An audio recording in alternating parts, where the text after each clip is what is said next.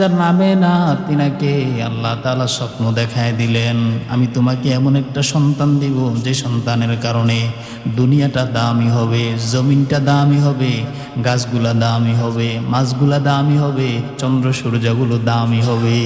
সুবহানাল্লাহ। পাখির কিচিরমিচির আওয়াজ, আজকে নবীর আগমনের দিন, জংলায় হরিণের আওয়াজ, গাছে গাছে আওয়াজ, মাছে মাছে আওয়াজ, আকাশ পাতাল আনন্দিত। আজকে শেষ জামানার সেরা নবী, যাকে তৈরি না করলে সব কিচ্ছু হইতো না, আজকে তিনি আগমন করছেন। কিন্তু মক্কার মুসলমান তো নাই, কাফের মুশরিক তারা বোঝে না উনি কি, এটা তো আর তারা বোঝে না। কিন্তু যত আল্লাহর সৃষ্টি মাখলুক আছে সবাই বুঝতেছে, শুধু মানুষগুলো নিমুখানা, এরা এটা বোঝার চেষ্টা করে। এবার যখন আমার নবী জন্মগ্রহণ হয়ে গেল, এবার যখন নবী দুনিয়া আগমন করলেন, আমেনা বলতেছে আমার মায়ার নবী মোহাম্মদ যখন দুনিয়া আগমন করলেন, এমনভাবে আগমন করছে সেজদানত অবস্থায়। কি অবস্থায়? সেজদারত। সেজদা দিলেন। অন্যান্য সন্তানরা যেমন করে দুনিয়ায় আগমন করে, আগমন করার পর যেমন করে চিৎকার মারে, হায় হু করে চিৎকার মারে, মাও ব্যথা বেদনা পায়, সন্তানও একটু কিচির মিচির আওয়াজ শব্দ করে। কিন্তু মুহাম্মদ যখন জন্ম নেয় কোনো আওয়াজ নাই, এক নাম্বার আওয়াজ আল্লাহু আকবার, আল্লাহু আকবার, হামদান কাসীরা। প্রথম কথা কি বললেন? আল্লাহ বড়কে হামদান কাসীরা, প্রশংসাকার, সব প্রশংসাকার। প্রথম নবীর প্রথম জবানের কালিমা এটা, প্রথম শব্দ এটা চিৎকার মেরে নেয়, সবাই আশ্চর্যজনিত। শুরু তাই না, মুহাম্মদ যখন দুনিয়ায় আগমন করে, দুনিয়ার মানুষ ছেলেরা যখন জন্মগ্রহণ করে মায়ের একটা নাম রাখে, কিন্তু মুহাম্মদের জন্মের আগে নাম আল্লাহ সেট করে দিলেন মুহাম্মদ, স্বপ্নে আমিনাকে দেখায় দিলেন। এবার ছেলেরা জন্মগ্রহণ করলে এখন খতনা করায় কি করায় না? খতনা করায়নি তো কন্যাকা করায় না, ছেলেদেরকে খতনা করানো হয়। আমার মায়ার নবী শুধু তাই না, উনি উলঙ্গ অবস্থায় দুনিয়ায় আসেন না। সুবহানাল্লাহ। ওনার সতর একটা আবরণ দিয়ে ঢাকা, সতর ঢাকা আমার মায়ের নবীর দুনিয়ায় আগমন করলেন খতনাকৃত অবস্থায়। বলেন সুবহানাল্লাহ। খতনাকৃত অবস্থায় দুনিয়া আসলেন। দেখছেন আল্লাহ কি জিনিসটা পাঠাইলেন, কি চিন্তা ফিকির করে পৃথিবীর সব কিছুর আগে বানায় রাখলেন, সব শেষে ছাড়লেন, এমন এক নূরের তাজাল্লি দিয়ে দিলেন। গোটা দুনিয়ার মানুষ, গোটা পৃথিবীর যত নবী আসছিল সব নবীরও আনন্দিত। সুবহানাল্লাহ। কি এমন জিনিস আল্লাহ তাআলা নবীকে দিয়ে দিছে। আল্লাহ আল্লাহ, এমন একটা নবী পাইছি, একটু চিন্তা করেন, এমন একটা নবীর উম্মত হয়েছে। আল্লাহ তাআলা পারতেন অন্য কোনো নবীর উম্মত বানাইতে। এবার যখন নবী দিন দিন বড় হতেছিলেন, নবীর ভালোবাসা দেখে, নবীর কথা দেখে, নবীর আচরণ দেখে মক্কার কাফেররা, মক্কার মুশরিকরা, ইহুদিরা, নাসারা নবীর ভক্ত হতে শুরু করলো। তারা এবার মুহাম্মদকে নাম দিয়ে দিল মুহাম্মদ না, আল আমিন বলল। কি বলল? আল আমিন বলে উপাধি দিল। আল আমিন মানে বিশ্বস্ত। তার মতো ভদ্র, তার মতো ভালো, তার মতো আমানতদার, তার মতো উত্তম আখলাকের, তার মতো উত্তম চরিত্রের মক্কার ভিতরে আর কেউ নাই। আরবের কাফের মুশরিকরা মুহাম্মদের কাছে আমানত রেখে দিত, এরে আব্দুল্লাহর সন্তান মুহাম্মদ, এগুলা তোমার কাছে রাখলাম। স্বর্ণ রাখতো, অলংকার রাখতো, দেনমোহর রাখতো, বিভিন্ন কিছু দিনার রাখতো, ডলার রাখতো, এগুলা মুহাম্মদের কাছে দিয়ে দিত। কেন দিত? কারণ জানে এমন একটা মায়ার চেহারা, ওই চেহারার দিকে তাকাইলে মনে হয় না এর ভিতরে কোনো বেজাল আছে। সুবহানাল্লাহ। মুহাম্মদের চেহারার দিকে যে তাকাইতো, এমন মায়ার প্রেমে পড়ে যাইতো, ওই বান্দার এক সপ্তাহের খানা খিদার কথা ভুলে যাইতো। যে একবার কি দেখতেন, কথা বল না, চেহারা দেখতেন, খাবার শেষ, খাবার লাগতো না। 3 দিনে যে খায় নাই, হ্যাঁ ও খাবার শেষ, আমার আর খাবার দরকার নেই, খিদা নিবারণ হয়ে গেছে। সুবহানাল্লাহ। এমন একজন উত্তম আখলাকের মুহাম্মদ সাল্লাল্লাহু আলাইহি সাল্লাম এবার যখন দুনিয়া চললেন, এবার যখন তিনি বড় হতে শুরু করলেন, 25 বছর বয়সে বিবাহ করে নিলেন আম্মাজান খাদিজা রাদিয়াল্লাহু আনহা। আম্মাজান খাদিজা রাদিয়াল্লাহু তাআলা আনহা, তার ব্যবসার জন্য একটা গোলামের প্রয়োজন, কাজের লোকের প্রয়োজন। কাকে পাওয়া যায় বলে মক্কার ভিতরে সবচেয়ে ভালো ওই আল আমিন, আব্দুল্লাহর ছেলে মোহাম্মদ আল আমিন নামে খেতাব পেয়েছে, তাকে তার ব্যবসার, তোমার ব্যবসার দায়িত্ব দিয়ে দাও। এবার খাদিজা রাদিয়াল্লাহু আনহা আমার নবী মোহাম্মদ সাল্লাল্লাহু আলাইহি সাল্লামকে 25 বছর বয়সে ব্যবসার দায়িত্ব দিলেন। তিনি তাকে এই ব্যবসাটাকে ভালো মতো ডেভেলপ করে দিয়েছে। এবার খাদিজা ভাবলেন, আমি এত বছর ব্যবসা করি, আমার ব্যবসায় এত লাভ হয় না, আমি যখন এই যুবককে দায়িত্ব দিয়ে দিলাম, এখন আমার ব্যবসা তো লাভ হয়েছে, এর থেকে আগের থেকে 14 গুণ বেশি লাভ হয়েছে। সুবহানাল্লাহ বলেন। বলে এত আমানতদারিতা তার ভিতরে, এত ভালো চরিত্র তার ভিতর। এবার খাদিজা রাদিয়াল্লাহু আনহা আমার মায়ার নবী মুহাম্মদ সাল্লাল্লাহু আলাইহি সাল্লামকে বিবাহের চিঠি দিলেন, প্রস্তাব পাঠাইলেন। আমি তো আরবের ভিতরে সবচেয়ে সুন্দর, আমার মতো সুন্দরী আর কেউ নাই, আমার মতো ধনী আর কেউ নাই। আমাকে বিবাহ করার জন্য মক্কার বড় বড় লিডাররা, বড় বড় নেতারা, সমাজের বড় বড় গোত্রের প্রভাবশালী সর্দারেরা আমাকে বিয়ের জন্য প্রস্তাব দেয়, কিন্তু আমি রাজি হই না। খাদিজা রাদিয়াল্লাহু তাআলা আনহার পূর্ব 2 বিয়ে হয়েছে। 40 বছর বয়সের ভিতরও খাদিজা রাদিয়াল্লাহু তাআলা আনহা অনেক সুন্দরী। 40 বছর বয়স, আগে বিয়ে হয়েছে 2টা। এরপরও মক্কার বড় বড় সর্দারেরা, সমাজের বড় বড় লিডাররা বিয়ের প্রস্তাব দেয়, অট্টালিকার মালিকেরা। 40 বছর বয়স, এই পরিমাণ সৌন্দর্য ছিলেন। সুবহানাল্লাহ বলেন। কিন্তু এই মহিলা খাদিজা রাদিয়াল্লাহু আনহা আমার মায়ার নবী 25 বছর একজন যুবক আমার মায়ার নবীর কাছে যখন চিঠি পাঠাইলেন, খবর পাঠাইলেন বিবাহের জন্য, আমার মায়ার নবী সাল্লাল্লাহু আলাইহি সাল্লাম আল্লাহর নির্দেশে বিবাহে সম্মতি দিলেন। সুবহানাল্লাহ বলেন। এবার আমার নবীর বিবাহ হয়ে গেল। আবু তালেব বিবাহের খুতবা পাঠ করলেন। এখন আমার নবীর নবী হিসাবে জমিনে স্বীকৃতি পান নাই, আল্লাহর আদালতে স্বীকৃতি আমার নবী জানে, অন্য কেউ জমিনে জানে না। আমার নবী আখিরি জামানার নবী, এটা তখন কেউ জানে না। এটাই শেষ, এটাই ধর্মের পূর্বের ধর্মগুলো সবগুলো শেষ করে দিবে, নিজের ধর্ম বাস্তবায়ন করবে এমন একটা যুবক, এটা দুনিয়ার কেউ জানে না, শুধু আমার আল্লাহ জানে। কে জানে? এবার সংক্ষেপে বলে দেয়, এবার বিবাহ হয়ে গেল খাদিজা রাদিয়াল্লাহু আনহার সাথে আমার মায়ার নবী দীর্ঘ জীবন চলাফেরা শুরু করলেন। 25 বছর থেকে নিয়ে 40 বছর, প্রায় 15 বছর। কয় বছর?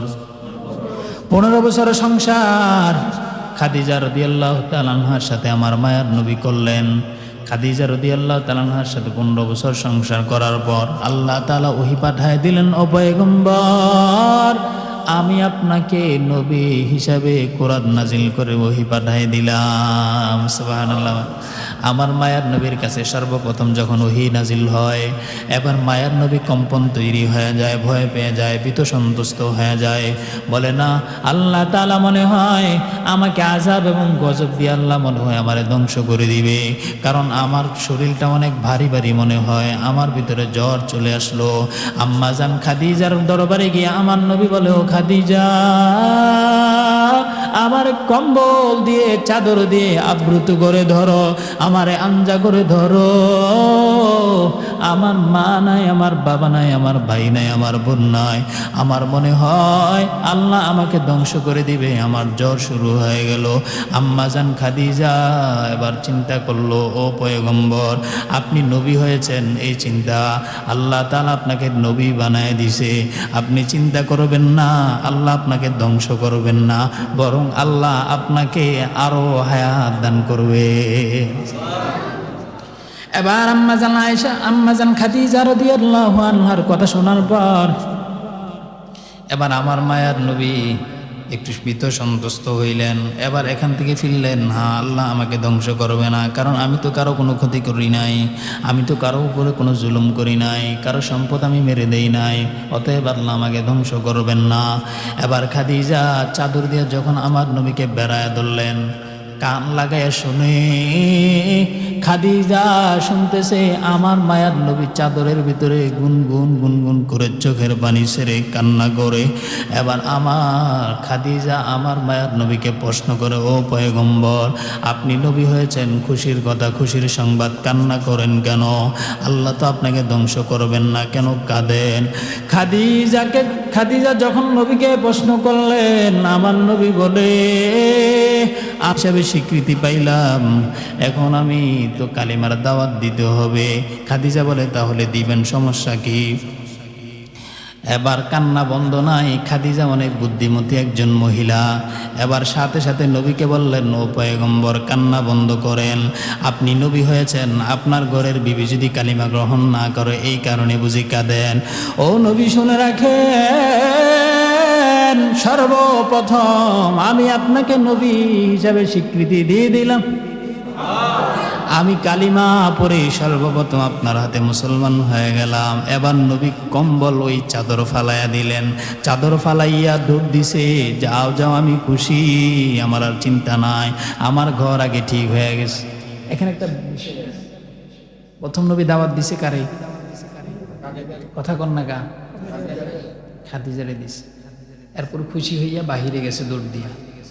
বুঝছেন মাসালাটা? এখন আমি ধরেন বক্তা, ওয়াজ করিলাম, আগে গ্রামপুর ওয়াজ করিলাম নাকি ঘরে? কথা বলে না, আগে ঘরে ঠিক করে এরপরে আমি সমাজ যারা ঠিক করবে, এই কথা মাসালা, সমাজ যারা ঠিক করবে, আগে ঘরটা ঠিক করবে, এরপরে বাইরে যেয়ে ঠিক করবে। না ভুল কইছি? ভুল গেছি? এটা রসুল শিখাইছে।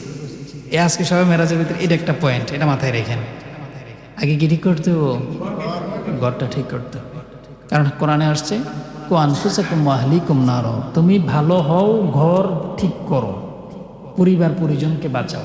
এরপরে বাহিরে যাইয়া কে কালা টুপি পরছে, সাদা টুপি পরছে, কে নামাজ মাথা তার দিছে না পায়ের নিচে ধরছে, এটা পরে কইও, আগে তুমি ঘরে ঠিক করো।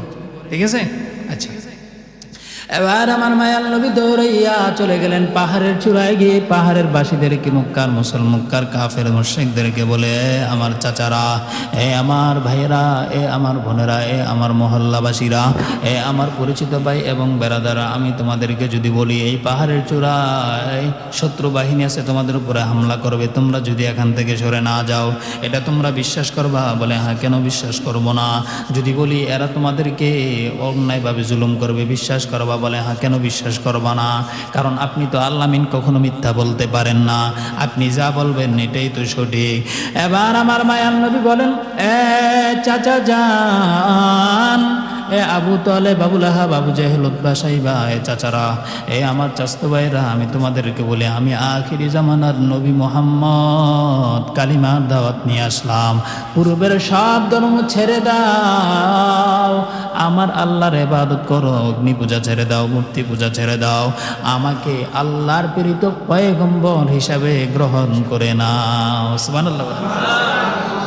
এমন কথা শোনাবার পর এবার চাচারা ডেকে বললেন, আবু তালেবের মাথাটা গরম, আবু লাহাবের মাথাটা গরম। আবু তালেব কিছুই বলে না। এবার আবু লাহাব রাগান্বিত কণ্ঠে বলে, এর মুহাম্মদ, তাব্বাল্লাকা আলিহাদা জামাতানা, এরে মুহাম্মদ, তুই ধ্বংস হ, এই জন্যই বুঝি আমাদেরকে এখানে ডাকছো, এসব ফাওয়ালাপ করার জন্য আমাদেরকে ডাকছো।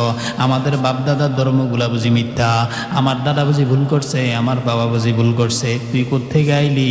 এখন এসে তুই নিজের ধর্মের কথা বলো, কোন এক আল্লাহর কথা বলো, আমরা এগুলা মানি না, তোর ধ্বংস হয়ে যা। বদদুয়া শুরু করলো। আমার আল্লাহ দেখেন কি দেখেন না? আল্লাহ রাগান্বিত কণ্ঠে আয়াত নাজিল করে দিছে, তাব্বাত ইয়াদা আবি লাহাবি ওয়া তাব। ও আল্লাহর পয়গম্বর মুহাম্মদ শুনেন, আও নবী আমার শুনেন, সে বলছে আপনার ধ্বংস হোক। আমি ঘোষণা করে দিলাম, আবু লাহাবকে আমি ধ্বংস করে দিলাম। সুবহানাল্লাহ কইতেন না?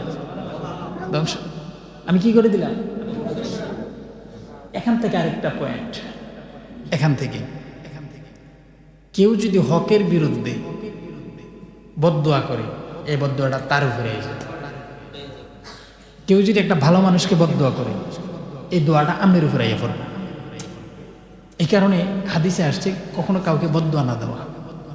কখনো কাউকে, সে যদি সঠিক পথে থাকে আপনি ভুল বুঝে তার একটা বদদুয়া দিয়ে দিছেন, এটা কিন্তু আপনার উপরে। এই যেরকম আবু লাহাবি কি করছে, না বুঝা নবীরে না বুঝে একটা বদদুয়া দিছে, আল্লাহ সাথে সাথে রাগান্বিত হয়ে গেছে। বুঝার না চেষ্টা করবো তো এই কয় কিটা, এই কয় আমার নবী বলে ধ্বংস। এত কষ্ট করে আমি অস্ত মায়া লাগাইয়া নবীরে বানাই রাখছি, দিছি শেষ, তোরা ধন্য হইবি, তোরা ভালো হইবি, নবীরে দেখে আর তোরা উল্টা বদদুয়া করা, যা ধ্বংস করে দিলাম। আল্লাহ রাগান্বিত হয়ে গেছে। এবার আবু লাহাব গ্রহণ করে নাই, আবু জাহেল লাহাব গ্রহণ করে নাই, নবীকে পাগল বলে সম্বোধন করলো, লম্বা ইতিহাস। এবার দীর্ঘ সময় আমার মায়ার নবী যখন মক্কায় ছিলেন, এবার মক্কায় থাকার পরে আমার মায়ার নবীর উপরে জুলুম, কেন মোহাম্মদ কালিমার কথা বলে, কেন আমাদের বাপদাদার ধর্মের বিরুদ্ধে বলে, এরা সবাই মিলে যুক্তি পরামর্শ করে মোহাম্মদের উপরে একের পর এক জুলুম অত্যাচার শুরু করে দিল। এবার আবু তালেব যে নবীজির বিবাহের খুতবা পড়েছে চাচা, আবু তালেবের যখন মৃত্যুর শয্যায় বিছনায় শায়িত, এবার আমার মায়ার নবী বলতেছে, ও চাচা কালিমা গ্রহণ করে নেন, যদি কালিমা গ্রহণ করেন, আপনি তো আমার মহাব্বতের মানুষ, আমার মহাব্বতের চাচা। আবু লাহাব আমার প্রতি জুলুম করে, আবু জাহেল করে, আপনি তো করেন না, আপনি তো আমাকে মায়ার চাদর দিয়ে আবৃত করে রাখছেন, যদিও কালিমা পড়েন নাই। ও আমার চাচা আবু তালেব, একটু কানে কানে, আমার কানে কানে একটু কালিমার ধ্বনি দেন, সুবহানাল্লাহ, আমার কানে কানে একটু কালিমার ধ্বনি দেন, আমি কারো কাছে বলবো না, আমি সকল থেকে দূরে সরে যাব, আমি কারোর কাছে জানাবো না। এবার মক্কার কাফের মুশরিকরা লাঠি নিয়ে আসলো, ছুরি নিয়ে আসলো, চাকু নিয়ে আসলো, মোহাম্মদকে মারবে। মোহাম্মদ চাচার লোকে কিসের কথা, এত একত্রিত এত কাছাকাছি কেন বসলো? কারণ আবু তালেবের মৃত্যুর সময় গনিয়ে আসলো। এমন মৃত্যুর সময় চাচা ভাতিজা যদি একত্রিত হয়ে যায় আর আবু তালেব যদি কালিমা পড়ে নেয়, তাহলে তাদের বংশমর্যাদার ভিতরে একটা বদনাম থেকে যাবে যে শেষ পর্যায়ে আবু তালেব ভাতিজার ধর্ম গ্রহণ করেছে। তারা লাঠি ছোটা নিয়ে আইছে, এই মোহাম্মদ দূরে যাও, দূরে যাও, কি কয় দূরে যাও, এত এত এত কাছাকাছি, তুমি এক ধর্মের, হ্যাঁ আরেক ধর্মের, চাচা ভাতিজা ঠিক আছে, কিন্তু দূরে থাও, এত কাছাকাছি যাইও না, কাছাকাছি কিসের কথা দেখছেন? আমার মায়ের নবী বলেন যাব। আবু তালেবকে বললেন, আবু তালেব চাচা আমি বলি, আপনি কালিমা পড়বেন, কেউ জানবে না, কেউ শুনবে না, শুধু আমাকে কানে কানে যদি একটু পড়েন, লা ইলাহা ইল্লাল্লাহু মুহাম্মাদুর রাসূলুল্লাহ, এটা যদি একটু পড়েন, আমি নবী ঘোষণা দিয়ে দিলাম, চাচা হাসরের ময়দানে আমার কোমরে গামছা লাগায় আপনাকে জান্নাতে নিয়ে যাব। কিন্তু আবু তালেব না, পড়তো না। আল্লাহ বললেন, ইন্নাকা লা তাহদি মান আহবাবতা, ও পয়গম্বর আপনি যারা ভালোবাসেন তারে হেদায়েত দিতে পারবেন না, আমি আল্লাহ যদি না চাই। আমি আল্লাহ যদি, অনেকে দেখবেন বয়ান শুনে আইছে, ফস করে আইছে, হ্যাঁ সব ঠিক আছে, কিন্তু মিশা কথাও কয়, হারাম কথাও চলে, অন্যায় কাজও করে। তো এদের বয়ানে কাজ হবে না, কারণ আমার আল্লাহ বলছেন, আল্লাহ যদি না চায় হেদায়েত হইতো না, তো বয়ান শুনে কাজ হইতো না, সারাদিন বয়ান শুনবো, রাতেও বয়ান শুনবো, নামাজ পড়তো না সকালে। হ্যাঁ, এবার আমার পয়গম্বর সাল্লাল্লাহু আলাইহি ওয়াসাল্লাম আবু তালেবকে কালিমা পড়াইতে পারলেন না। আবু তালেবের ইন্তেকাল হয়ে গেল। ভালো মূল পয়েন্টে চলে আসছি, মেরাজের মূল পয়েন্ট এই হচ্ছে, মানে মেরাজের সূচনা এখান থেকে সূচনা। আবু তালেবের মৃত্যুর পর আবু তালেবের সূচনা শুরু হইতেছে, মনোযোগ দিয়ে। এবার আমার মায়ার নবী যখন দেখলেন আবু তালেব দুনিয়া থেকে বিদায় নিয়ে গেল, কালিমা বলল না, এবার মক্কার কাফেররা, মক্কার মুশরিকরা মুহাম্মদের উপরে আক্রমণ করা, জুলুম করা সহজ হয়ে গেল। কারণ আবু তালেব সব সময় কাফের মুশরিকদের বলতো, আমার ভাতিজা মোহাম্মদ যা বলে বলো, কিন্তু তোমরা যদি তার উপর আঘাত করো, আমি আবু তালেব সহ্য করব না। যদিও আমি তার ধর্ম পালন করি না, তবে তার উপরে পুলির টোকা পড়লে আমি আবু তালেব মেনে নিতে পারবো না, তোমাদের বিরুদ্ধে আমি যুদ্ধ ঘোষণা করব।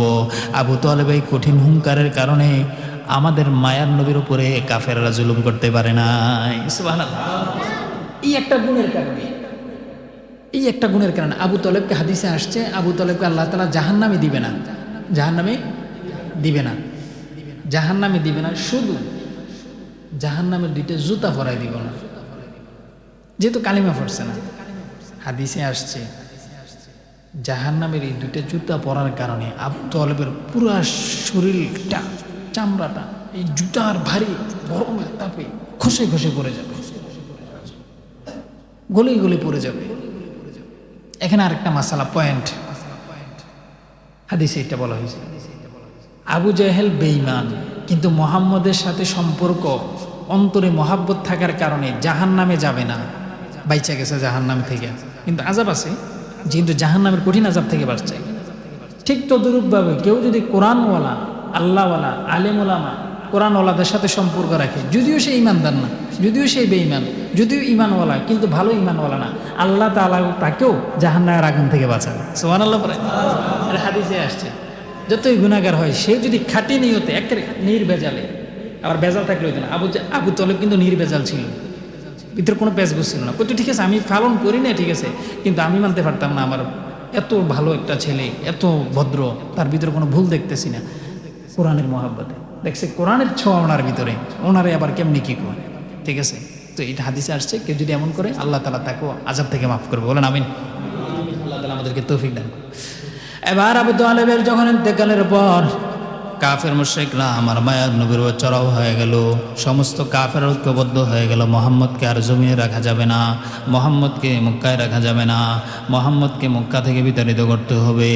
আমার মায়ার নবীর স্ত্রী আম্মাজান খাদিজা রাদিয়াল্লাহু তাআলা আনহা এখনো জীবিত, এখনো কি বলেন না, এখনো কি জীবিত আছে। এবার খাদিজা রাদিয়াল্লাহু আনহা আমার মায়ার নবীর চেহারার দিকে তাকাইলেন, তাকায় দেখে আমার মায়ার নবী বড় কষ্ট পায়, চাচাটা চলে গেছে, এখন মক্কার ভিতরে মায়ার নবীকে সান্ত্বনা দেওয়ার আর কেউ নাই, অভিভাবক নাই, বাবা নাই, এখন মাও তো নাই, আবার চাচাটা ছিল, চাচাটাও নাই, দাদাটা ছিল, দাদাটাও চলে গেল, আমার মায়ার নবীর তো ভাই নাই, বোন নাই, আমার মায়ার নবীর যে চাচারা আছে, চাচতো ভাইয়েরা আছে, এরা তো আমার নবীকে দেখতে পারে না। আমার মায়ার নবীর দিলটা বড় কঠিন, দিলটা বড় ব্যথায় ব্যথিত, যে দুনিয়ায় তো তার কেউ নাই, দুঃখের কথা বলতে কারোর কাছে পারে না।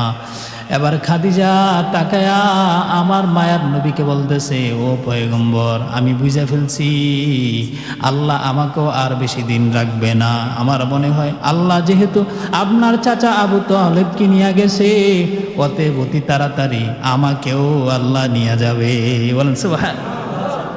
নবী এটা কর্ণপাত করেন নাই, এটা ভালোভাবে বুঝে নাই, মানে এটা আমলে নেয়নি। খাদিজা বলতেছে, আমি জানি আল্লাহ আপনাকে এই পরিমাণ ভালোবাসে, এই পরিমাণ ভালোবাসে, আল্লাহ চায় আপনাকে বিপদে ফালাইয়া আল্লাহ নিজে অভিভাবকের দায়িত্ব নিতে, মানে আল্লাহ চাইতেছে, খাদিজা বলতেছে আল্লাহ চাইতেছে আপনার সব অভিভাবক নিয়ে আমারও নিয়ে যাবো, দেখবেন কদিন পরে আমারও নিয়ে যাবো, আল্লাহ চাইতেছে আমারও নিব, আবু তালেবকে তো নিছে, দাদারও নিছে, বাপ তো কেউই নাই আপনার ভাই বোন, আল্লাহ চাইতেছে আপনার কেউরে না রেখে আল্লাহ নিজে অভিভাবক হিসেবে দায়িত্ব পালন করছে। আমার নবী এটা বোঝেন নাই, নবী আমলে নেন নাই। এবার কিছুদিন পর, মাসখানিকের ভিতরে আবু তালেবের ইন্তেকালের পর খাদিজা রাদিয়াল্লাহু আনহা জমিন থেকে বিদায় নেয়, জমিন থেকে বিদায় নিয়ে গেছে। এবার আমার মায়ের নবী চোখের পানি ধরে রাখতে পারে না, আরে খাদিজা তো আমারে বলছিল, আমি তো বুঝি নাই, আমার তো আর জমিনে কেউ নাই। এবার মায়ার নবী কান্নায় বিভোর, মক্কায় যায়, হেরাম শরীফে যায়, কাবার কিনারায় যায়, কাফেররা তো কাবায় ভালো মতো ঢুকতেও দেয় না, আবার ধর্মের কথাও আমার নবী প্রকাশ্যে বলতে পারে না, যা চাচাদেরকে বলছিল অন্যদেরকে তো বলতে পারে না, অন্য ধর্মের কথা তো বলতে পারে না। আরবের মুসলমানেরা, মক্কার কাফের মুশরিকরা তো নবীর কথা আর শোনে না, এখন নবীর আর কেউ নাই। আমার মায়ার নবী এবার চিন্তা করলেন, আমি মক্কা থেকে বেরিয়ে যাই, আমি মক্কা থেকে বেরিয়া আমি যদি তয়েববাসীর কাছে যাই, ওই তয়েববাসীর কাছে যদি আমি কালেমার কথা বলি, হয়তো তারা আমার কথাগুলো শুনবে। এবার আমার মায়ার নবী মক্কা ছাড়িয়া তয়েবে চলে গেলেন, কারণ মক্কায় তো ওনার কেউ নাই। আমার মায়ার নবী খাদেম কে নিয়ে তয়েফের ময়দানে হাজির হয়ে বলল, এ তয়েফবাসী শোনো, আমি আব্দুল্লাহর সন্তান মোহাম্মদ, আল্লাহর প্রেরিত রসূল পয়গম্বর, তোমরা এক আল্লাহর ইবাদত করো, মূর্তি পূজা ছাড়ো, অগ্নি পূজা ছাড়ো, বাপদাদার ধর্ম ছাড়ো। এইভাবে বলে বলে বলে বলে তিনি দাওয়াত দেওয়া শুরু করলেন। তয়েফের বড় বড় লিডাররা, কাফের মুশরিকরা আমার মায়ার নবীর উপর রাগান্বিত হয়ে গেল। যখন যিনি দাওয়াত শেষে বিদায় নিবে এমন মুহূর্তে রাস্তা আটকায় দিল। বলল, এই পাগল, কোত্থেকে আসলে আমাদের ধর্মের বিরোধী কথা বলে, আমাদের ধর্মের বিরুদ্ধে কথা বলে আমাদের এলাকা পার হয়ে যাবে, এটা মেনে নেওয়া যায় না। এই এলাকা থেকে তাকে পার হওয়া যেতে দেওয়া হবে না। তায়েফের বড় বড় বড় বড় বড় বড় সন্ত্রাসরা তায়েফের বখাটে যুবকদেরকে লাগায় দিল, যা এই লোকটাকে মেরে মেরে মেরে মেরে রক্তাক্ত করে দাও। বলেন নাউজুবিল্লাহ। আমার মায়ার নবী বলে, না, আমাকে মেরো না। আমার বাবা নাই, আমার মা নাই, আমার বোন নাই, ভাই নাই, আমার ছেলে নাই। আমি তোমাদের কাছে আসছি কালিমার দাওয়াত দেওয়ার জন্য, অন্য কোনো মাকসাদ আমাদের না, আমার নাই। আল্লাহর ইবাদত করো, শান্তি পাইবা, আমাকে মেরো না। আমি তেমন কিছু করি নাই, শুধু আমি ধর্মের কথা বলেছি। মক্কার ওই পালিত যখন তয়েফের গুন্ডারা, তয়েফবাসীরা মোহাম্মদের কথা মানতে চায় না, মোহাম্মদের উপর আঘাত শুরু করে দিল। আঘাত করতে করতে আমার মায়ার নবী পুরো শরীর রক্তে রঞ্জিত হয়ে গেছে। শরীরের এমন কোনো জায়গা নাই যেখানে রক্ত প্রবাহিত হয় নাই। আমার মায়ার নবীর চেহারাটা কান্নায় বিবর। শরীরের এমন কোনো জায়গা নাই যেখানে রক্ত বের হয় না। পাথরের দাগ, বড় বড় বড় বড় বড় বড় পাথরের চিহ্ন। আর ওই পাথরের রক্তগুলা ঘষে ঘষে আমার মায়ার নবীর রক্ত পড়ে। জামাটা ভিজে গেছে, পা মোবারকটা ফুলে গেছে। পায়ের ভিতরে দুটা জুতা ছিল, সুজুতা, ওই জুতাগুলো রক্তের কারণে ভারী হয়ে গেছে। জমিনের ভিতরে যখন রক্ত শুরু হয়ে গেল, আমার মায়ার নবী খাদিমকে বলল, তাড়াতাড়ি রক্তগুলো মুছে দাও, এক ফোঁটা রক্ত যেন জমিনে না পড়ে। যদি জমিনের ভিতরে আমার শরীরের এক ফোঁটা রক্ত পড়ে, আল্লাহ তাআলা এই জমিনটাকে ধ্বংস করে দিবেন। জমিনে কোনো গাছ তরুলতা জন্ম নিবে না, জমিনের পশু পাখিগুলা মারা যাবে, এরা থাকবে না, জমিনে মাছ তৈরি হবে না, জমিনের ভিতরে কোনো শাকসবজি তরুলতা তৈরি হবে না। সুবহানাল্লাহ। তাড়াতাড়ি রক্তগুলা মুছে দাও, জমিনে যদিও না পড়ে, যেন না পড়ে। কারণ হাদিসে আসছে, আমার মায়ার নবী যখন প্রস্রাব পায়খানা করতেন, সাথে সাথে জমিনেটাকে খাবার হিসাবে গিলে ফেলতে। সুবহানাল্লাহ বলেন না? যখন নবী প্রস্রাব পায়খানা করতেন কি করতো? জমিনে এটা খাবার হিসেবে খাইয়ে নিত, গিলে ফেলতেন। এটা চিহ্নই থাকতো। সুবহানাল্লাহ। এত এত এত চিন্তা ছিল, এই পরিমাণ প্রস্রাবে সুগ্রাম ছিল। চিন্তা করছেন কেমন নবী? হাদিসে আসছে, নবী যদি কোথাও ঘাম হইতো, ঘামাইতো না, মানুষের ঘামায় না, শরীর ঘামায়, মাথা ঘামায়, হাত পা ঘামায়, তো সাহাবায়ে কেরাম কি করতো? এই ঘামটা সুন্দর কইরা রাসূলের শরীর থেকে নিয়ে এটা সীসা ভরে ফুরে রাখতো। যখন কোনো অনুষ্ঠান হইতো, এই বোতলের কাক খুইলা মানুষের কাছে লাগাই দিত, আর সুগ্রাণ পুরা মজলিস হয়ে যায়। দেখছেন এটা কি নবী? চিন্তা করছেন? এমন একটা পয়গম্বর তয়েববাসী চিনে নাই। তয়েববাসী আমার নবীর উপরে যখন আঘাত করলো, আমার নবী এক ফোঁটা রক্ত জমিনে পড়েন নাই, পড়তে দেন নাই। আমার মায়ের নবী আবার বিদায় বেলা যায়, রক্তে রঞ্জিত, বারবার বেহুশ হয়ে পড়ে যায়। খাদেম আবার উঠায়, আমার মায়ের নবী আবার পড়ে যায়, বসতে পারে না, দাঁড়াতে পারে না। বড় কঠিনভাবে তাকে আঘাত করা হয়েছে, পাথর মেরে মেরে মেরে মেরে তাকে রক্তাক্ত করে দেওয়া হয়েছে। জিব্রাইল হাজির হয়ে বলে, পয়গম্বর একটু অনুমতি দেন, তাদেরকে ধ্বংস করে দেয়, আমার তো সহ্য হয় না। আমার মায়ার নবী কেমন দরদের নবী! নবী বলে, না না, আমি তো দুনিয়ায় ধ্বংস করে দেওয়ার জন্য কাউকে, আমি তো দুনিয়ায় আসি নাই। আমি দুনিয়া আসছি মানুষগুলোকে জান্নাতে নেওয়ার জন্য, মানুষগুলোকে আরামে রাখার জন্য। আমি নিজে আরাম করার জন্য তো দুনিয়ায় আসি নাই। আমার আল্লাহ খুশিতে আত্মহারা হয়ে গেছে। আর এটা কি নবী! মারতে মারতে শেষ করে ফেলছে নবীরে। কিন্তু নবী বলতেছি কি, আমি তো প্রতিশোধ নেওয়ার জন্য আসিনি দুনিয়াতে। আচ্ছা, আমরা তো নবীর উম্মত, আমরা প্রতিশোধ নেইনি। গালি একটা দিছে, আমি কি গালি কম পারি? 20টা গালি ফিরে গিয়া এর যদি একটু ধাক্কা দিছে, ধাক্কা নেই ফালাই দিমু করলা, চুরি টুরি লই বাড়িয়ে যায়, ফিটে ফিটে লেগে যায়। আর যদি একটু থাবো চটকনা কেউ কেউ দিতে পারে তাইলে তো সারছে।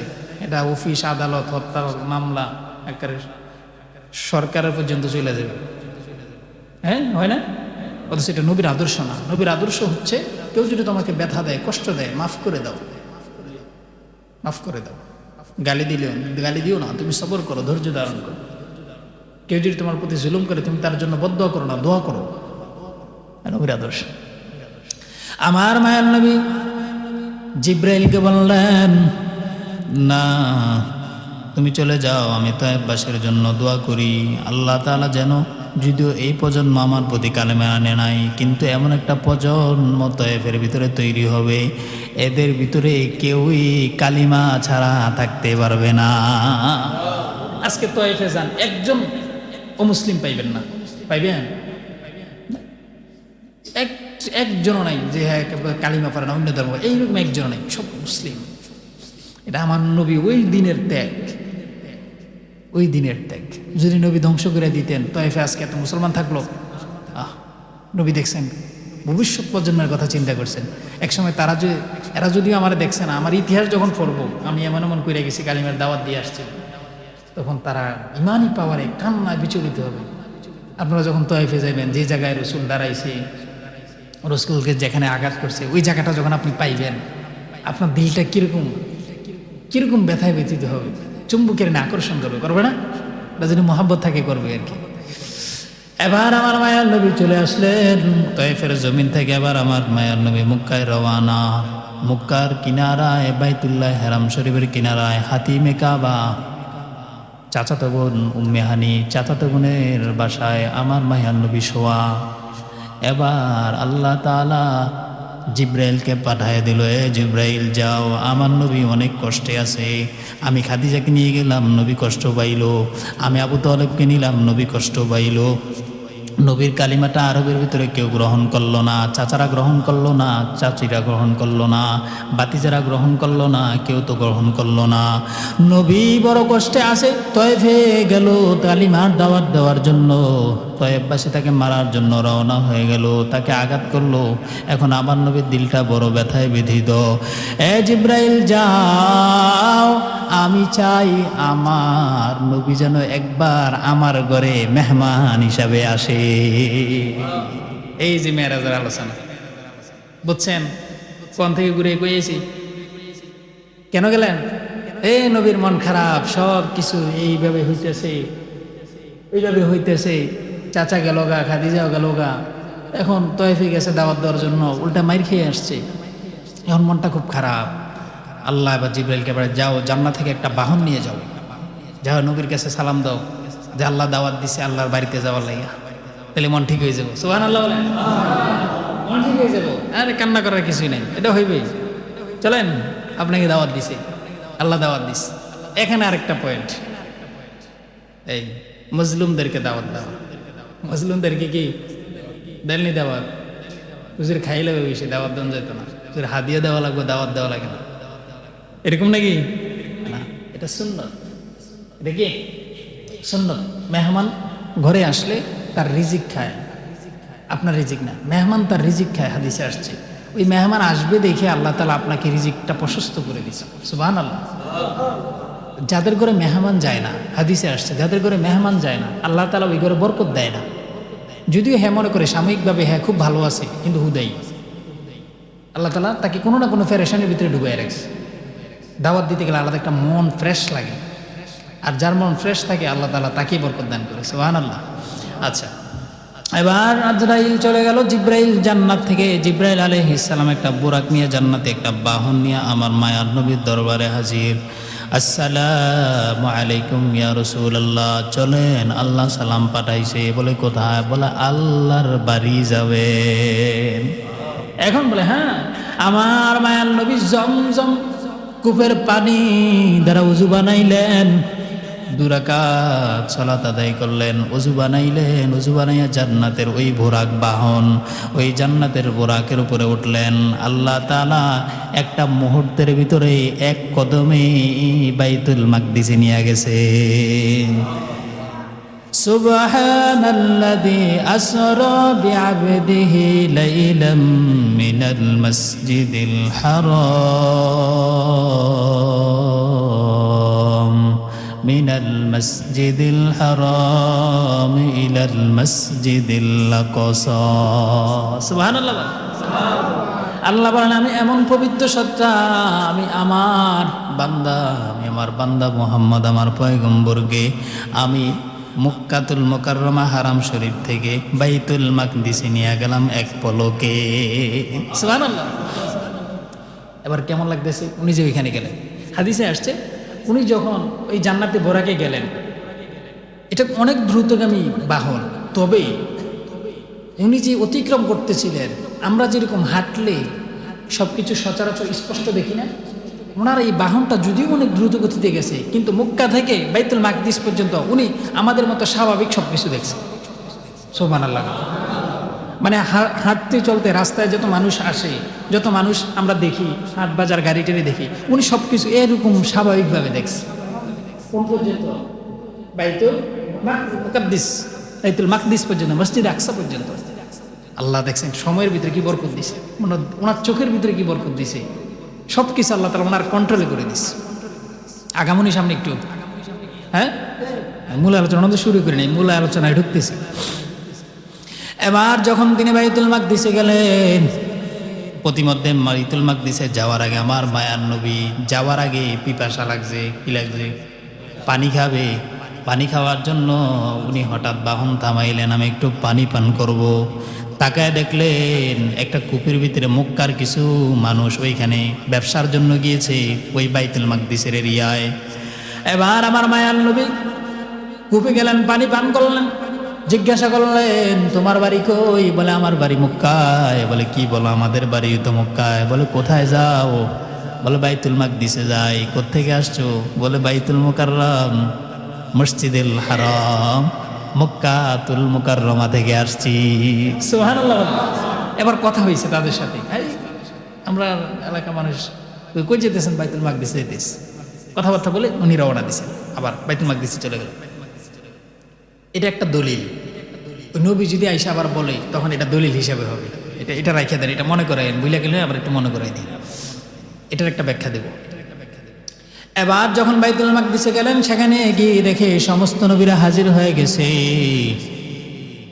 এমন কোন নবী নেই যেখানে উপস্থিত নাই। আল্লাহর পয়গম্বর সবাইকে সালাম দিলেন, নবীদেরকে আম্বিয়া কেরামদেরকে সালাম দিলেন, আসসালামু আলাইকুম ওয়া রাহমাতুল্লাহ, আপনাদের সকলের প্রতি সালাম। আল্লাহর আদালতে আল্লাহর বাড়ি যাই দোয়া করবেন, আমি আল্লাহর বাড়িতে যাইতেছি। অন্যান্য পয়গম্বররা চিন্তা করলেন উনি সবার পরে আইছে, কেন সবার আগে আল্লাহর বাড়ি যায়, আমরা না আগে যাই। অন্যান্য নবীরা দেখছেন আল্লাহ তাআলা মুহূর্তে এই সমস্ত নবীদেরকে বাইতুল মাকদিসে পৌঁছায় দিছে। কেন কেন দিছে আমি বলি। যখন মেহমান আসে আপনার ঘরে, তখন ছেলে মেয়ে থাকলে এই আগেই আনো, স্বাগতম জানাও, স্বাগতম জানাই, ওয়েলকাম জানাই কিনা, স্বাগতম জানায়, ইস্তেকবাল দেয়, বরণ করে নিয়ে আসা যাবে। আল্লাহ আসমানে যত পয়গম্বর ছিল, দুনিয়ায় যত পয়গম্বর নবী রাসূল পাঠাইলেন, আল্লাহ সবাইকে স্বাগতম জানাবার জন্য আমার মায়ের নবীকে সবাইকে বাইতুল মাকদিসে দিলে। সুবহানাল্লাহ। দেখছেন নবীর আল্লাহ কি পরিমাণ ভালোবাসে। এবার সব নবীর সাথে আমার মায়ের নবীর দেখা, সকলের সাথে কথা হয়ে গেল। গত জুমার আগের জুমা আলোচনা করলাম, সেখানে আমার মায়ের নবী ইমামতি করলেন ইমামুল মুরসালিন হিসাবে। নামাজ আদায় হয়ে গেল, এবার সেখান থেকে আল্লাহর দরবারে যাবে, আল্লাহর বাড়ি যাবে। আমার মায়ার নবীকে আল্লাহ এই পরিমাণ সম্মান স্বাগতম দান করেছেন। ওই তাকায় দেখলেন গেট থেকে বের হওয়ার পরে ফেরেশতারা ওনার জন্য পানির শরবত ওনার সামনে হাজির করে দিছে। আল্লাহর বাড়ি যাবে বাইতুল মাকদিস থেকে। এবার দেখলেন ফেরেশতারা তিনটা ট্রে নিয়ে, শরবতের ট্রে নিয়ে তিনজন দাঁড়াই আছে। কয়জন? মেরাজের মূল আলোচনায় ঢুকলাম, তিনজন দাঁড়াই আছে। একটা শরবতের ভিতরে, শরবতের গ্লাসের ভিতরে একটা পানি, আর একটা গ্লাসের ভিতরে দুধ রাখা হইল, আর একটা শরবতের গ্লাসের ভিতরে মদ রাখা হইল। কি রাখা হইছে? ঘুমাইতেছেন? এটা বুঝছেন, এই আলোচনা আমি আর করি নাই, আজকে প্রথম করতেছি। প্রথম শরবতে পানি, দ্বিতীয় শরবতে দুধ, 3 নাম্বার শরবতের ভিতরে আল্লাহ তাআলা মদ দিলেন, ফেরেশতাদেরকে নিয়ে গেলেন। ফেরেশতারা আমার মায়ের নবীর সামনে হাজির করে দিলেন, ও নবী আপনি পান করেন, যেটা ইচ্ছা সেটাই পান করতে পারেন, কোনো বাধা নাই। পানি নিতে পারেন, শরবত নিতে পারেন, মদের শরবত, আবার আপনি দুধ নিতে পারেন, যেটা ইচ্ছা আপনি নিতে পারেন, কোনো বাধা নাই। আমার মায়ের নবী পানি নিলেন না, আমার মায়ের নবী মদ নিলেন না, দুধের গ্লাসটা হাতে নিলেন। সুবহানাল্লাহ। দুধের গ্লাস হাতে নিয়ে দুধ পান করলেন। ফেরেশতারা এবার আনন্দিত, চিৎকার দিয়ে বলল, পয়গম্বর আপনি যদি পানি পান করতেন, আল্লাহ তাআলা আপনার উম্মতকে নূহ নবীর মতো উম্মতকে যেরকম ভাবে পানি দিয়া ধ্বংস করে দিছে, প্লাবন দিয়া, আপনার উম্মতকেও আল্লাহ পানি দিয়া ধ্বংস করে দিত। নাউজুবিল্লাহ। আপনি যদি মদ পান করতেন, আল্লাহ আপনার উম্মতের উপরে আযাব ও গজব নাযিল করতেন। কিন্তু আপনি এমন একজন দয়ার নবী, মায়ার নবী, নিজের কথা না ভাবিয়া দুধ পান করছেন, আর আল্লাহ তাআলা আপনার উম্মতকে গোটা দুনিয়ার নবী রাসূলদের উম্মত থেকে শ্রেষ্ঠত্ব দান করবে। যান, শ্রেষ্ঠত্ব দিয়ে দিবি, সবাই খুশি, যাও, উনি ভালো জিনিস চিনছে। অবশ্য নবী যদি ওই দিন অন্য কিছু খাইতে পারতেন, কিন্তু মুসিবত আমরা পড়তাম। কিন্তু আল্লাহ তাআলার পয়গম্বর এমন একজন নবী, নিজের কথা ভাববে না ভাববে আমাদের কথা ভাবছে। সুবহানাল্লাহ। এবার উনি চলে গেলেন প্রথম আসমান, দ্বিতীয় আসমান, তৃতীয় আসমান, সব সাহাবায়ে কেরামরা সেখানে, সব পয়গম্বরকে সেখানে দেখলেন। অন্যান্য পয়গম্বর যত পয়গম্বর ছিল, 3 নাম্বার, 4 নাম্বার, 5 নাম্বার, 6 নাম্বারে গিয়ে পয়গম্বর মুসা আলাইহিস সালামের সাথে সাক্ষাৎ হয়ে গেল। লম্বা ইতিহাস। মুসা পয়গম্বরের সাথে দেখা, সপ্তম আকাশে গেলেন। ইব্রাহিম আলাইহিস সালামের সাথে সাক্ষাৎ হয়ে গেল, সেখানে গিয়ে সালাম জানায় দিল। মুসা আলাইহিস সালামের মেজাজটা বড় গরম। এবার জিব্রাইলকে মুসা আলাইহিস সালাম বলে, এটা কে? এটা তো আখিরি জমানার নবী। বলে, কেন যায়? আমি তো হের বড়, আমি আগে আইছি দুনিয়ায়, এত আমার ছোট। অতএব আল্লাহ কি বুঝে না, আগে আমারে না নিব, নিজের বাড়িতে আমারে দাওয়াত না দিয়ে আরেকজন রে কেন দাওয়াত দেয়? মুসা আলাইহিস সালাম বললেন, হ্যাঁ মানি না, আমি বড় ছেলে, আমি আদমের বড় সন্তান। বড় ছেলের এবার দিয়ে ছোট ছেলেরা কেন দাওয়াত দেয়? ছোটরা দেখবেন যখন একটু ভালো হয়, বড় ভাইয়ের আবার একটু ভালো লাগে না, মানে কেমন কেমন একটু লাগে। এবার মুসা আলাইহিস সালাম, এটা হাদিস থেকে বলতেছে, মুসা আলাইহিস সালাম রাগান্বিত কণ্ঠে বলে, আমি এটা মানি না। শেষে আইসা কেন আল্লাহর বাড়ি প্রথমে যাবে, এটা আমি মানলাম না। আবার আমরা স্বাগতম জানাইলাম, বুঝলাম না ব্যাপারটা, এটা তো মানা যায় না। আমি তো আল্লাহর কাছে বলেছি, ও আল্লাহ দেখা দাও, তোর বাহারে দাঁড়াইয়া আল্লাহরে বলেছি, আল্লাহ মালিক দেখা দাও, আমি তোমার সাথে কথা বলতে চাই। আল্লাহ বললেন, লাম তারনি, ও মুসা আমাকে দেখা যাবে না। আল্লাহ তো বারবার আমাকে বললেন দেখা যাবে না, দেখতেও দিলেন না, বরং আল্লাহর নূরের তাজাল্লি ছাড়ার কারণ আমি তো তোর পার্শ্ব ধ্বংস হয়ে গেল। অতএব আমি আগে আইসা, আমি তো আল্লাহর মোলাকাত পাই নাই, শুধু কথা বলতে পারছি, মোলাকাত পাই নাই। অথচ শেষে আইসা কেন আল্লাহর বাড়িতে আল্লাহর সাথে মোলাকাতের জন্য যায়, মেনে নেওয়া যায় না। এটা মুসা আলাইহিস সালাম গরম হয়ে বলতেছে, গরম হইয়া রাগান্বিত হইয়া বলতেছে। এবার আল্লাহ তাআলা ফেরেশতা জিব্রাইলকে আমার মায়ার নবী বললেন, এটা কে? বলে, এটা আপনার ভাই, হুয়া আখুগা, আপনার ভাই পয়গম্বর মুসা, আপনার বড় ভাই পয়গম্বর মুসা। বলে, এমনভাবে কি কথা বলে? কার সাথে বলে? বলে, আল্লাহর কাছে বলতেছে, আল্লাহকে ধারি দিতেছে। বলে, আল্লাহ কি এগুলা কি জানে না? উনি যে এরকম গরম গরম কথা বলেন, আল্লাহ কি তো বুঝে না? ওনার ভয় লাগে না? এবার জিব্রাইল হাসি দিলেন, বলেন, আপনার ভাইয়ের গরম মেজাজ সম্পর্কে আল্লাহ জানে, এটা একটু গরম মেজাজের, এটা এরকম মাঝে মাঝে দুই একটা কয়, আল্লাহ কিছু বলে না। এরকম মাঝে মাঝে দুই একটা হুঙ্কার ছাড়ে, আল্লাহ এটা কিছু মনে করে না। এরকম মাঝে মাঝে হুঙ্কার দেয়, এই সেই, আল্লাহ চাকরি করবো না, এটা মানতো না, ওইটা মানতো না, মাঝে মাঝে এরকম বলে মুসা আলাইহিস সালাম। আল্লাহ এটা রাগান নিত না, আল্লাহ ওনার মেজাজটাই এমন দিয়ে বানাইছে। এই কারণে অনেকের মেজাজ একটু কট্টর থাকে, মন ভালো থাকে, সেটা থাকে, তো এটা মাইনে নেওয়া। এটা পয়গম্বর মুসা আলাইহিস সালাম আদর্শ। মুসা আলাইহিস সালাম মনটা খুব ভালো ছিল, কিন্তু রাগটাই তো বেশি ছিল। ফেরাউনের বাবুরচির এক থাপড় দিছে, জায়গা ইন্তেকাল করে ফেলছে। বুখারীতে আইছে, বাবুরচি হ্যাঁ ফেরাউনের দিছে এক থাপড়, গরম মেজাজ তো দিছে থাপড়, তো এক থাপড়ে শেষ, একবার জাকাত শেষ, কাফন দাফন হয়ে গেছে। যাই হোক, মেজাজ একটু গরম ছিল। তো এরকম মেজাজ গরম অনেকের থাকে, তো এটা যদি ইমান ভালো থাকে, আমল ভালো থাকে, এটাকে মেনে নেওয়া। হ্যাঁ, আচ্ছা। এবার আল্লাহর পয়গম্বর চলে গেলেন, মুসা আলাইহিস সালামের সাথে মোলাকাত হয়ে গেল। এবার ইব্রাহিম আলাইহিস সালামের সাথে মোলাকাত করলেন। এবার আমার পয়গম্বর নবী সাল্লাল্লাহু আলাইহি সাল্লাম চলে গেলেন সিদরাতুল মুনতাহা, বাইতুল মামুর বর্ডার এলাকা। সেখানে আর ফেরেশতারা যেতে পারবে না, সেখানে মিকাইল যাবে না, সেখানে আজরাইল যাবে না, সেখানে জিব্রাইল যাবে না, ইসরাফিল যাবে না। সমস্ত ফেরেশতারা বেরেক হয়ে গেল, আর সামনে যাওয়া যাবে না। আল্লাহর নূরের তাজাল্লির পাওয়ার যদি কোনো ফেরেশতার এক কদম সামনে দেয়, সাথে সাথে ধ্বংস হয়ে যাবে।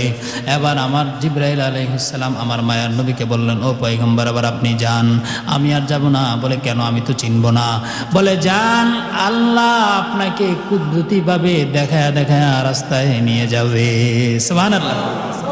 সিদরাতুল মুনতাহা বর্ডার এলাকায় চলে গেলেন। সেখান থেকে আমার মায়ার নবী একাকি একাকি চললেন। এবার আল্লাহ তাআলাকে দেখা দিবেন। আল্লাহ তাআলার কাছে যখন গেলেন, আল্লাহর বাড়িতে হাজির হয়ে গেলেন। এবার আমার আল্লাহ তাআলা মায়ার নবীর জন্য সব ব্যবস্থা করে রাখছেন। নবী কি খাবেন, বসেন, কি করবেন, এসে কি নিবেন, কি দিব বলতেছে। মেহমান যাইলে না, কি খাবেন, বসেন, হ্যাঁ কি কি প্রয়োজন বলেন। আমার মায়ের নবী কি বললেন? বলে কিছু দেখবো না। আমার উম্মত জান্নাত আসবে, জান্নাত দেখবো। আমার উম্মত জাহান্নামে যাবে, জাহান্নাম দেখবো। ওর কিছু লাগবে না, এগুলো আগে দেখান। সুবহানাল্লাহ। উম্মতের দরদ কই যাইয়া বলতেছে, আল্লাহর কাছে যাই আল্লাহর সাথে কথা না বলবো, তাই না? আমি এটি দেখতাম আইছি, দেখি কি জান্নাত দিবেন, জান্নাত দেখান, আর কি জাহান্নামে দিবেন, সে জাহান্নাম দেখান। সুবহানাল্লাহ বলেন। চিন্তা করছেন বিষয়টা? আল্লাহর দরবারে বলে কিছু দেখবো না, জান্নাত দেখান, জাহান্নাম দেখান। আমার উম্মত জান্নাতে যাবে, কি জান্নাত কেমন করে বানাইছেন আমারে দেখান, জাহান্নাম বানাইছেন কেমন করে বানাইছেন আমারে দেখান। এগুলার আযাব সম্পর্কে আমাকে বলেন, একটু আমাকে দেখায় দেন। এবার আল্লাহ তাআলা নিজ কুদরতি হাতের ভিতরে আল্লাহ তাআলা আমার পায়ার নবী সাল্লাল্লাহু আলাইহি সাল্লামকে পুরা জাহান্নাম জান্নাতে ঘুরায় নিয়ে আসছে। জাহান্নামের প্রথম দরজায় যখন গেলেন আমার মায়ার নবী, মনোযোগ দিয়ে শুনুন, এটা মূল। মায়ার নবী যখন গেলেন ওই মেরাজের ভিতরে, আমার মায়ার নবী যখন গেলেন জাহান্নামের প্রথম দরজায় গিয়ে দেখে একটা পেটুক মানুষ, পেটটা অনেক বড়, ওই পেটের ভিতরে অনেকগুলা সাপ দেখা যায়। কি দেখা যায়? সাপ দেখা যায়। ওই সাপগুলা বারবার তাকে দর্শন করে, বারবার তাকে কামড় মারে, বারবার ছগল মারে। কথা বললেন না, একটু মনোযোগ দেন। বিরিয়ানি আরো পরে দিব, আধা ঘন্টা পরে। হ্যাঁ, একটু মনোযোগ দেন, মনোযোগ দেন। আলোচনা শেষ হলে বিরিয়ানি দেওয়ার সময় গেট বন্ধ করে রেখে না, বাইরে তারা ঢোকার দরকার নাই, যারা আসার এসে পড়বো, পরে আসলে হইতো না। এবার যখন জাহান্নামের ওই মানুষকে দেখলেন আমার মায়ার নবী, যখন এবার তাকায় দেখলেন ওই পেটের ভিতরে অনেকগুলা সাপ বিচ্ছু দেখা যায়, আমার মায়ার নবী এবার আল্লাহকে জিজ্ঞাসা করে, মালিক এই কেমন শাস্তি দিয়েছেন? পেটের ভিতরে অনেক সাপ দেখা যায়, কারণ কি শাস্তি দেওয়ার? আল্লাহ তাআলা বলে, এই বান্দাকে আমি দুনিয়ায় পাঠাইলাম, কিন্তু বান্দা আমার দেওয়া হালাল রিজিক না খাইয়া যারা হারাম ভাবে খাইলো, অন্যায় অবিচার করে জুলুম করে খাইলো, হারাম উপার্জন করে খাইলো, আমি তাকে জাহান্নামের ভিতরে এই শাস্তিটা দিলাম। বলে নাউজুবিল্লাহ। এই কারণে কারো প্রতি জুলুম না করা, কারো জিনিসটা মেরে না দেওয়া, অন্যায় অবিচার কারো প্রতি না করা, আল্লাহ শাস্তি দিবে। এবার দ্বিতীয় দরজায় গেলেন, গিয়ে দেখে আরেকজনের চেহারার ভিতরে যত গোশত আছে এগুলা ঘষে ঘষে ঘষে ঘষে পড়ে যায়, চেহারাটা লাল হয়ে বিবর হয়ে গেল।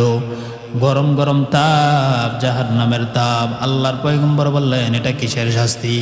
বলে, এই বান্দা নিজে নিজেকে ভালো মনে করতো, আর মানুষ সমাজের মানুষদেরকে খারাপ মনে করতো। আলিমুল্লাহ ভালো না, মসজিদ মাদ্রাসার হুজুররা ভালো না, আমি ভালো, আমি ভালো। এরকম মানুষ আছে না? এই জবান দিয়ে শুধু এগুলা বলতো, আমি ভালো, আমার মতো ভালো কেউ নাই, আমি বড় তসবিহওয়ালা, আমি বড় নামাজি, আমি বড় মুত্তাকি, আমি বড় হাজি সাহেব, এগুলা জবান দিয়ে বলতো। আল্লাহ তাআলা ওই জাহান্নামের ভিতরে তাকে শুধু জবানের শাস্তি দিবে। বলেন না নাউজুবিল্লাহ। এবার জাহান্নামে লম্বাইতে, আর জাহান্নাম পুরা জাহান্নাম ঘুরে আসলেন। এবার জান্নাতে গেলেন, জান্নাতে গিয়ে দেখলেন ওই জান্নাতটা আল্লাহ তাআলা কষ্টদায়ক বস্তু দ্বারা জাহান্নামটাকে আল্লাহ ঘেরাও করে রাখছে। সুবহানাল্লাহ। হাদিসে আসছে জাহান্নাম কষ্টদায়ক বস্তু দ্বারা ঘেরাও, বেষ্টিত। আর জান্নাত কষ্টদায়ক বস্তু দ্বারা বেষ্টিত। কি জান্নাত? কি জান্নাত। আর জাহান্নাম ভালো ভালো জিনিস শাহওয়াত দ্বারা ভরপুর। কারণ এটা আল্লাহর রাসূল বুঝাইছে যে জান্নাতে গেলে কষ্ট হয়, কষ্ট আছে, কিন্তু ঢুকতে পারলে আরাম, ঢুকতে পারলে আরাম। আর জাহান্নাম মজা, ঢুকলে কষ্ট।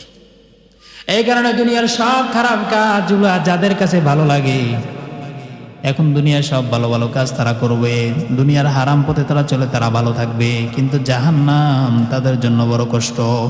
আর যারা দুনিয়ায় আমল করে, ঈমান আনে, ইসলাম মতো চলে, কোরআন হাদিসের বয়ানগুলো শুনে আমার আমল করে, দুনিয়ায় এরা কষ্ট পাবে, কিন্তু এই কষ্টদায়ক বস্তুর পরে আল্লাহ তাদেরকে জান্নাত দিবে। এবার জান্নাত দেখা শেষ, জাহান্নাম দেখা শেষ।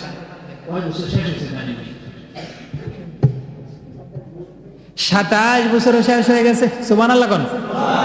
আর জোরে কোন সুবহানাল্লাহ। এটা এক রাতের ঘটনা, কিন্তু 27 বছর কেমনে শেষ হলো এই ঘটনা আইতেছে। আর একটু যাই নাকি? এবার যখন 27 বছর শেষ হয়ে গেছে, আল্লাহ তাআলা গোটা দুনিয়ার আসবাবপত্রকে নিজ অবস্থায় রেখে দিলেন। সময় চলে গেল, দুনিয়ার সময় শেষ, জান্নাত জাহান্নামে আল্লাহর পয়গম্বর 27 বছর কেটে দিলেন। আমার মায়ার নবী টের পেয়ে গেছে। খেয়াল করেন, এই ছেলেরা খেয়াল করো, এরকম করো না।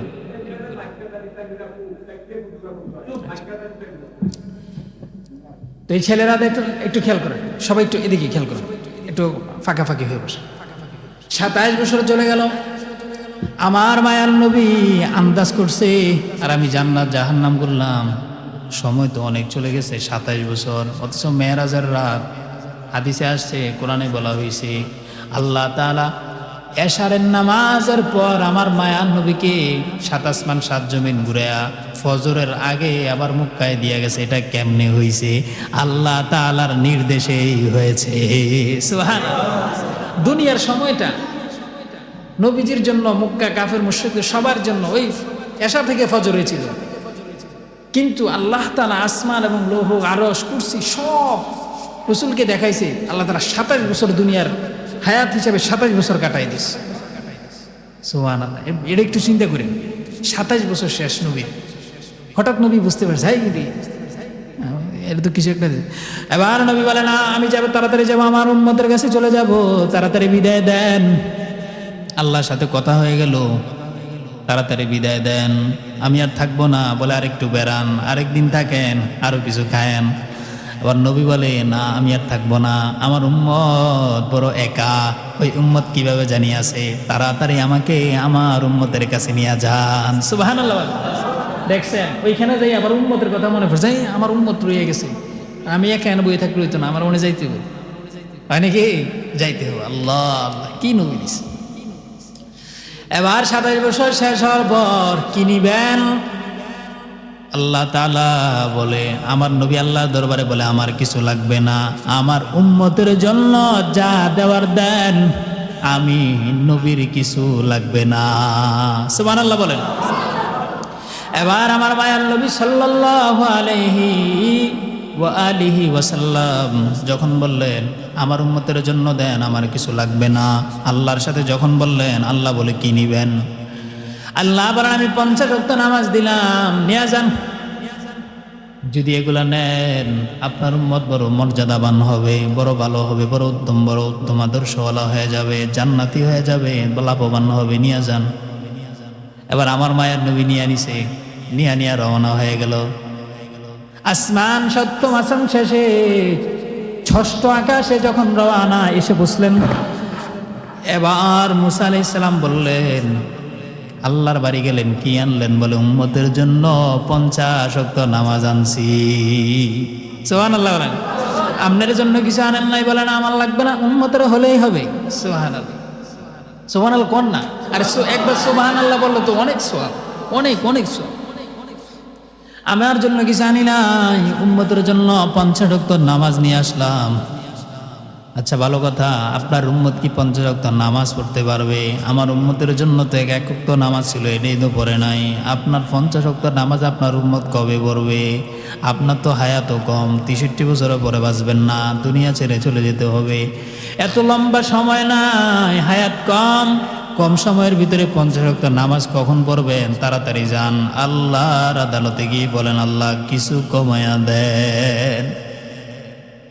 এবার আমার মায়ার নবী মুসার পরামর্শে, মুসা আলাইহিস সালামের পরামর্শে আল্লাহর দরবারে গিয়ে বললেন, আল্লাহ কিছু কমায় দেন। আল্লাহ বলেন, কেন কমবে? যান 5 ওয়াক্ত কমায় দিলাম। আবার মুসার কাছে যখন আসে বলে না আরো কমান, আবার পাঠায়, আবার 5 ওয়াক্ত কমে। বারবার মুসা কয়, আরে না ওইটো না, আমি ফুদে ফেস লাগাইবে। আমি জানি না এই মানুষ কত খারাপ, বনি ইসরায়েল যে দুষ্টামি আমার লগে করছে, যে অত্যাচারটা আমার উপর করছে, আমি এত শত বছর হায়াত পাইও আমার শান্তিতে থাকতে দিছে না। আর আপনি 100 বছর থাকতেন না, আপনার বুঝি শান্তিতে দিব? তাড়াতাড়ি ইয়ে করেন, কমান। আসলে এখানে মুসা আলাইহিস সালামের 2টা উদ্দেশ্য ছিল। আজকে জুমায় বলছিলাম, মনে আসেনি বলে কেউ। 2টা উদ্দেশ্য ছিল আল্লাহর নবীকে বারবার পাঠানোর, 2টা উদ্দেশ্য। আসলে কমানোর উদ্দেশ্য না, কমানোর উদ্দেশ্য আছে কিন্তু এটা নিম্নমানের, কিন্তু 2টা আসল বড় কারণ ছিল। 1 নাম্বার, মুসা আলাইহিস সালাম বারবার আমার মায়ার নবীকে আল্লাহর বাড়ি পাঠায়, আল্লাহর আদালতে পাঠায়, আল্লাহর সাথে কথা বলায়। আবার যখন মুসার কাছে আসে, আমার মুসা পয়গম্বরের বড় মায়া লাগে। সুবহানাল্লাহ। কেমন করে মায়া লাগে বলে, সে যখন আমার পয়গম্বর মুহাম্মদ সাল্লাল্লাহু আলাইহি সাল্লাম যখন আল্লাহর সামনে কথা বলে, তখন আল্লাহর থেকে একটা নূর মুহাম্মদের চেহারায় ঝমকায়। এই চেহারা নিয়ে যখন আমার কাছে আসে, আমার ভালো লাগে। এবার আমি আবার পাঠাই, আবার যান, আবার আসে, আবার মায়া নিয়ে আমার কাছে আসে। এই মায়াটা আমার কাছে বড় ভালো লাগে, এই কারণে আমি মুহাম্মদকে 9 বার আল্লাহর কাছে পাঠাইছি। বলেন সুবহানাল্লাহ।